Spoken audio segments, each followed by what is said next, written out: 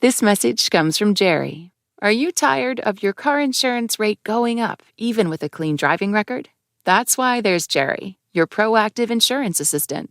Jerry compares rates side by side from over 50 top insurers and helps you switch with ease. Jerry even tracks market rates and alerts you when it's best to shop. No spam calls, no hidden fees. Drivers who save with Jerry could save over $1,300 a year. Switch with confidence. Download the Jerry app or visit jerry.ai/NPR today.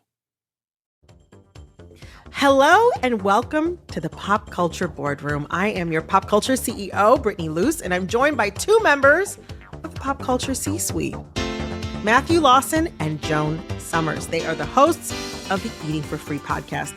And Matthew, Joan, what's the Q1 2026 pop culture vibe in one word? Girl. Yeah, that's it. That's it. Girl. I'm feeling that. Let me pay respect to my queen ancestors. Honey. Also fair. Well, I have gathered the boardroom together to take stock of the year so far. I want to know, what are the achievements, setbacks, MVPs, and future forecasting for 2026 thus far? And as the CEO, I am going to lead the meeting, but I want to hear from both of you, Joan and Matthew, about what you're seeing. And of course, I want to hear from our stakeholders, aka all of you listening. Drop your thoughts for each of our categories in the comments. Hello. I'm Brittany Luce, and you're listening to It's Been a Minute from NPR, a show about what's going on in culture and why it doesn't happen by accident.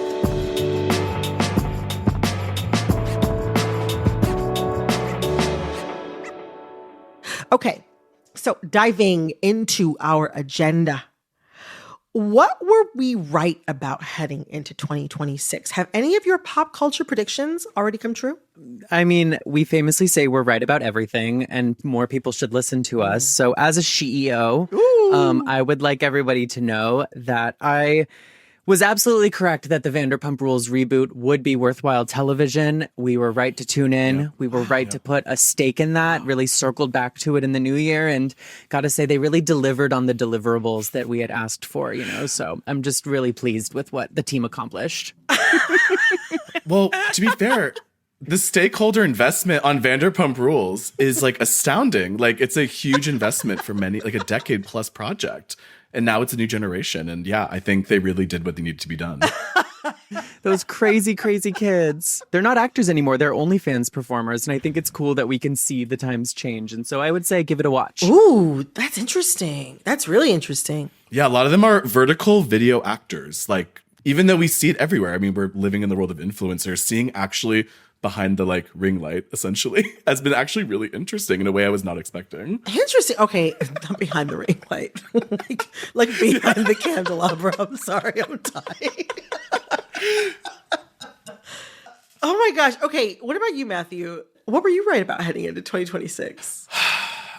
Well, you talked about this in December, but woke being back, I feel like it's proven to be true. Speaking of the deliverables are, I think, yielding dividends. People, I think, are feeling invested and feeling respected. And yeah, I don't know. I feel like the vibe has shifted. I think very noticeably in the last 3 months, people have, I think, made some decisions about AI, about Hollywood, about just the mania that we're bombarded with every day. And I think people are, I think they're ready for Woke 2.0, essentially. We've learned and now we have new ways of practicing it that are hopefully more successful. You all are right about really substantial things. I just want to say I'm so happy to be having this conversation with you both. I didn't necessarily make a prediction about this, but let's just say my tastes were ahead of the times with this one. I had Pink Pantheress' album, Fancy That, and her remix album, Fancy Some More, as my tops for 2025. One of the biggest songs from the remix album is a remix for a song called Stateside, which features Swedish pop princess Miss Zara Larsson. I've been touring stateside, kissing my Swedish boy over FaceTime. Stateside. Yeah, of course. Yes. My Swedish boy over FaceTime. Yes. You better sing. That song has become a major hit. If you think you haven't heard it, you probably have, and you just don't know the title of it. It is that big right now. It's not just a major hit stateside. It is an international hit across 5 continents. I just want to say, I'm never wrong. I'm just early. I'm never wrong. I'm just early. But let's put a pin in that for now. Now, I love taking stock of our hardest working employees, the people that make the culture. So can you all present our MVPs of the quarter, like our rock stars, like who's standing out, good or bad, as the ones doing the most? Let's start with our thorns, right? We're going to talk roses and thorns, but let's do thorns first. Who are the thorns of culture for Q1? It has been a very dark Q1. So unfortunately, there are, I think, many answers to this question, but I would say Clavicular and the Looks Maxing and Fashion Week and, Alina Velez taking him in and like making a spectacle out of Clavicular and right, having him walk in her show during Fashion Week, yeah. Exactly. And getting like these GQ features and everyone's like legitimizing this man who he has these crazy claims. Here he is getting these like high fashion shoots, having to work with like some of the most creative and like talented, influential people in New York. So seeing him brought in was just like pretty frightening. But also at that time, it made everyone have to really, I think, take it seriously and realize, hey, this is like not a subgroup online anymore. This is like becoming mainstream and we need to look into it. It's such a moment that draws so many things together. What once felt like fringe online culture that you could kind of ignore, perhaps, you said that becoming mainstream. And then you have to have your mom text you and ask what Looks Maxing is and like right, what do these terms mean? And you have to like you have to start explaining everything. And it's like, oh my God, I can't believe I know this, but now you have to know it. I wonder if we can level set. Who are the roses? Like, who are the people that are making everything in culture just feel a little bit better? Joan, what about you? I think the exact antidote that people have been craving to the sort of thing that Clavicular represents is my good sister, a hero, a mother, a teacher, a leader, and a streamer, actually, as well, to say it. That is one Luscious Massacre. The girly girls, honey, the girly girls. We are back with my daily vlogs where I run around and I drag-vestigate to see and expose, honey. And today we're going to expose Miss Ross Dress for Less, honey. You know the girls. I bought in big with the stocks last year with Miss Luscious when she was, just making her little YouTube videos out of Brownsville, Texas, as she so often says, go into the mall, go into the TJ Maxx. Girls, they got us. The big girl section. Another humongous parka blanket moo extravaganza here at the Ross, honey. The big girls, they're always getting paid dust, baby, dust. And now my girl has made it all the way to Hollywood. She has made it all the way to the big time. She's just won awards and she's going up and up. I just watch her and I feel such an immense amount of joy. I was hospitalized for an extended period of time last year, and I definitely subjected my nurses to probably like 100 hours of Luscious Massacre content. because in a hospital, it's like, what do I want to do? I want to be just injected with like true pure love energy, and that is just everything that she brings to the table. And it's just interesting too to see a drag performer and an artist like her come from outside of the sort of Drag Race monolith. Yeah, well, she's been around the girls for a minute. I mean, she's been a makeup artist for a few of the well-known RuPaul's Drag Race girls like Shangela, and she did Valentina's makeup for Drag Race Mexico. Yeah. But I get what you're saying. She did not come to fame as a contestant on one of the main franchise shows. She has done lots and lots of different gigs. She is a highly influential figure in her community back in Texas, and her daughters are as well. And I just am so proud of her. If you haven't, I beg all of you, please just Google her. Please put on a YouTube video. It's going to change your life. You're going to see this lady stand outside a TJ Maxx in a muumuu, and it's never going to be the same for you. It is never going to be the same for you. That is beautiful. That actually legitimately lifted my spirits. And I'm glad it did, because as the CEO, I fear that we now have to circle back to where we have some holes this year. Where is pop culture lagging right now? Like, what moments set us back? Ooh. So. Oh. I'm going to say 2 words, everybody. Oh, brace for impact. Please, everybody, brace for impact, because we know it's coming. Heated rivalry. Now, listen, here's the thing. Okay. Following up on Luscious Massacre, I support the fact that a show about gay guys having sex was the biggest pop culture happening of our year. Good work, team. Good work, Canada. Keep it up.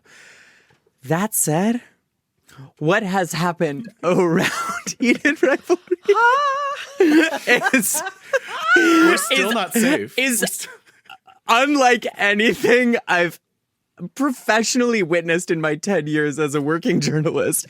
But I think it really like cracked open what is really happening on the internet in this particular moment, which is that the boundaries between the things that we consume, ourselves, and the way that we exist online have completely eroded, where it's like the let people enjoy things crowd and that whole conversation has like sort of crystallized around also the parasociality that we feel with other people online, especially famous people.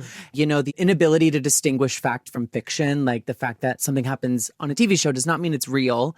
And the fact that people say things about a TV show does not mean that we're actually being mean to fictional characters, because that's impossible, right? Like we're engaging with art. And then especially this fact that like, you know, we have a show that is the single most popular thing about this current year, right? Like media, like it is the only thing that we've had like legitimately approach a water cooler event the way that we used to talk about various other shows in like the golden age of Hollywood. So true. Like it's a water cooler event. You could go to anywhere. I would like be in line at a gas station and like the two men in front of me that are just like regular people would be like talking about heated rivalry, which is like not a thing that I've experienced since probably Game of Thrones ended. Oh, yeah. Also, the way that that has translated to so much real life homophobia and abuse online directed at its like queer actors, which I also found interesting, right? Like the fact that there could be people watching this show and loving it for what it is, who then would like spout homophobia online. And so, yeah, it just, for all of the good it brought, like at what cost, you know? That's something I would like to put a pin in for next season.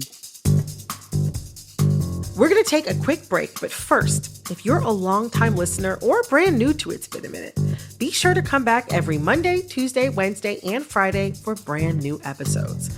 And did you know you can make it even easier to get new episodes by hitting the follow or subscribe button on your favorite podcast app? Whether you're a new friend or a loyal bestie, join the team by subscribing today. Coming up, Sometimes we're the only ones dancing, and I'm like, I'm keeping this club alive, even if it takes my last ounce of energy. yes! Stay with us. This message comes from Cook Unity. If you've got culinary taste, you know how expensive exploring your local food scene can be. Enjoy chef-quality meals right at home, no cooking required. Your food arrives fresh, never frozen. Hundreds of dishes to choose from, and the menu is updated constantly. Experience chef-quality meals every week, delivered right to your door. Go to cookunity.com/minute or enter code MINUTE before checkout for 50% off your first week. This message comes from Progressive Insurance. Do you ever find yourself playing the budgeting game? Well, with the Name Your Price tool from Progressive, you can find options that fit your budget and potentially lower your bills. Try it at Progressive.com. Progressive Casualty Insurance Company and Affiliates. Price and coverage match limited by state law. Not available in all states. Support for NPR and the following message come from Warby Parker, the one-stop shop for all your vision needs. They offer expertly crafted prescription eyewear, plus contacts, eye exams, and more. For everything you need to see, visit your nearest Warby Parker store or head to warbyparker.com.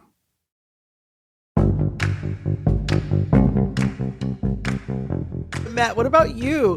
What moment do you think set us back? Oh my God. I mean, the Timothée Chalamet Oscars ballet, Oh, Lord. the theater discourse. It was, I'm tired as I'm talking about it. It's making me dizzy.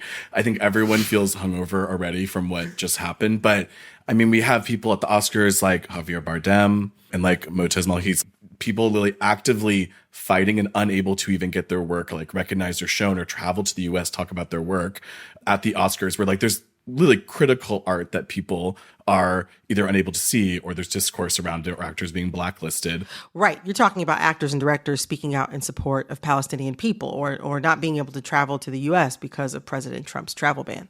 And all we can talk about is Timothée Chalamet's like offhanded comment from like a random interview. Yeah. It just felt like this distraction. Everyone had to chime in on it. Everyone had to talk about it. And then there's this like so many very real issues that are happening around us in a literal war that's happening at the same time. And it not only felt like a distraction, I just feel like even his comments were like misconstrued. I feel like a lot of the sentiment around it was misconstrued. And also the arts are suffering. A lot of them are in this country. Arts are suffering at most schools, at most institutions. Like it's a real issue. And yet we have to pick on one guy who's been overexposed and is like, you know, just the face right now of a very popular film. It just felt like kind of like a manic episode, like a grand delusion, where it just was like, why are we doing this? We're spending way too much time and resources on something that I think would have been a throwaway comment if it was just years before, you know? I think you're so right. I think that's exactly it. It would have been a throwaway comment if it had been years before.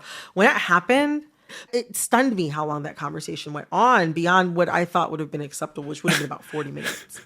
Yeah. And I think what's so upsetting, we talk about this a lot in our podcast, but the thing with Hollywood right now is that unfortunately, as the bar, we would argue, gets lower for like what bars interview questions, what bars like a theme for interview where you can just be asking these very casual questions. It's very low stakes. We're not going to get into politics. We're not going to get into, you know, the mechanics or like the tea behind Hollywood. So unfortunately, even when Timothée Chalamet has this like totally casual offhand comment, he's the only one maybe being slightly genuine in that sense or actually commenting on the state of the industry. And he's a top AAA actor. Like he's at every Oscar show. There's a reason why his word has so much weight now. And so when no one else is really saying anything, that little comment now becomes the only thing we can obsess over. I think that's why it was so crazy was every single actor and institution now had to comment on it because now it's the discourse. Once you have like people just coming out and being genuine, it frightens everybody, I think.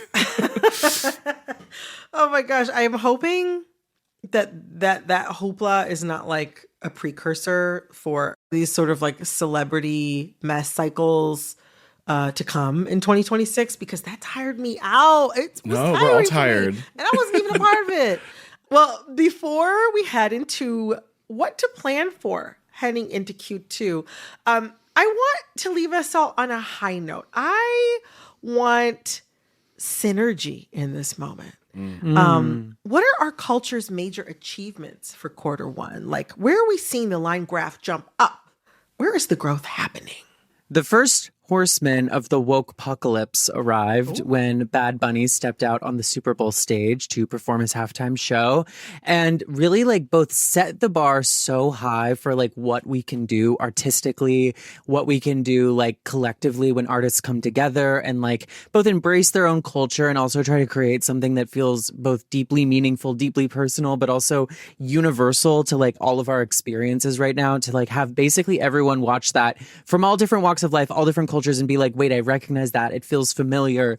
These scenes feel like things from my own life, even if I didn't grow up in Puerto Rico. So one, that is great. But then also the way in which people who were criticizing it for hateful, bigoted, racist reasons, seeing them, you know, actually suffer legitimate consequences, like people who felt brave enough to get in front of a camera and spout xenophobia, spout racism, especially famous people, you know, like seeing Jill Zarin. Yeah. Jill Zarin, that's right. I think that was a really big tipping point for me where I was seeing like, oh, so for like 2 years, we've just like endured these people like feeling bold enough to like take the mask off. And like, obviously since the first election of that guy, like we've seen this already, but like, especially it's ramped up where they're like, there's no consequences anymore. We run the world. We run society. We run culture. And it was like, no, actually, like people are sick of it. People are not just going to take all of this lying down in culture. Like people don't want to just be fed hatefulness for no reason and racism for no reason. And like, they don't want to just be like, just spewed at with vitriol all day, 24/7, you know, like it was just a nice moment to see collectively everyone kind of get that lady. And I know there's like probably a little mob justice coming out of me in that moment, but also like there was a legitimate consequence for various people. And so, yeah, woke apocalypse, she's coming. First horseman has already arrived. I have a second horseman in the wings. We'll talk about that in a sec. Oh, okay. What about you, Matthew? Again, keeping the boardroom talk is going to jump off from Joan's point. I love it. I think we have seen the ugliest sides of AI so far. I'm sure more horrors are to come. You know, don't quote me on it. But I think we've seen it. I think people generally feel like they've seen enough. Even in pop culture, you know, we had Coca-Cola did their AI ads for Christmas. People hated them. People wanted them pulled immediately. You know, going off like the Super Bowl thing too, that was very like practical effects, like a lot of stage presence, a lot of talented people. Like people want spectacle still. They're never going to not want their bread and circus. But I don't think people want this like lazy slop. They don't want this like low quality, you know, everyone feels satisfied, but also nobody feels happy, you know, kind of content. They want something that is in depth. And I think it hit a breaking point. I think Sora losing their contract with Disney, huge win for the team. I'd say Q1's off to a great start with Sora being, you know, the plug being pulled there, because I think people were realizing it's hitting every part of their lives. It's making their jobs harder. It's making their jobs more miserable. People are literally losing their jobs in droves across the United States, around the world because of AI. And so now it's like, don't put that in my face. Like people are tired of it. It's all like instant serotonin, and then you want an extended stay, and you're like, oh, this is unsatisfying. This is garbage. Like, why would I waste my time? All right. Well, looking ahead into Q2, you know, we don't need to reinvent the wheel here. What's one thing you want to see more of, or what do you want to leave behind? So I mentioned the second horseman of the woke apocalypse, and she arrives this summer on a glitter-encrusted horse with a 50-inch lace front wig in, and that is RuPaul's Stop That Train, arriving in theaters internationally, Yes. everywhere you can find movies. I just want to say, like, a drag queen making a feature film in movie theaters across the globe featuring a bunch of drag queens is revolutionary and awesome, but also it is like essentially the sort of like slapstick snakes on a plane style humor movies that we have lost in culture and that RuPaul clearly loves so much. Now, has she actually brought her love of it into a actual comedic styling on her TV show? Maybe not. I'm also excited for this possibility that, like, with Scary Movie coming back in a big way, bringing back the original core people that people loved so much, with this thing coming back, like, I'm ready to, like, embrace stupidity again, and stupidity done right? Like, stupidity is also intelligent because it requires a lot of craft to be funny and also dumb at the same time. And I think that that is, like, hopefully what we're going to see more of. And I also think the beauty of these movies was they were cheap to make. And that is something Hollywood desperately needs right now in the age of $100 billion Marvel movies. Like, let's just throw a bunch of actors in a weird movie about tornadoes that have sharks in them. You know, like, that's what I want to see. So that's what I'm looking forward to. Oh, I love that. That makes me so excited. Actually, I just saw the trailer for that the other day, and it made me so excited because it just reminded me, like you said, of all of those like silly movies like from the 80s and 90s that I used to watch on TV a lot. Like, I forget, maybe a couple months ago, my husband and I rewatched like one of the Brady Bunch movies from the 90s. Oh, Fierce. They were so, it's so they were fierce. so good. They were so silly and they were so much fun.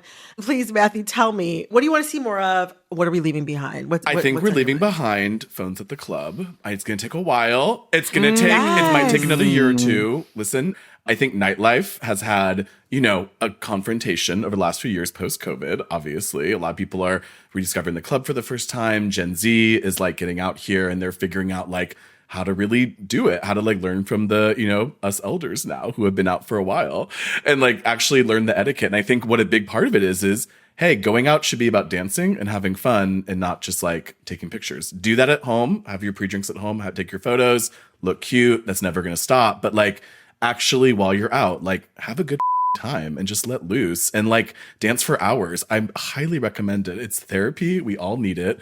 And I think that includes like finding more community things, finding things more kind of on, I would say almost kind of like the back in the day, like finding Facebook groups and like little chats online where you get, you know, kind of the insider info to find out where things are happening. It doesn't always have to be a $60, you know, pre-sale club with a big headliner, waiting in line for hours, drinks for $20. I think we're tired of it. Like, it's exhausting. Who can, in this economy, who can afford to spend $60 on a pre-sale show and then spend $20 on a drink? Like, it's obscene. No. It's obscene. No. Not anymore.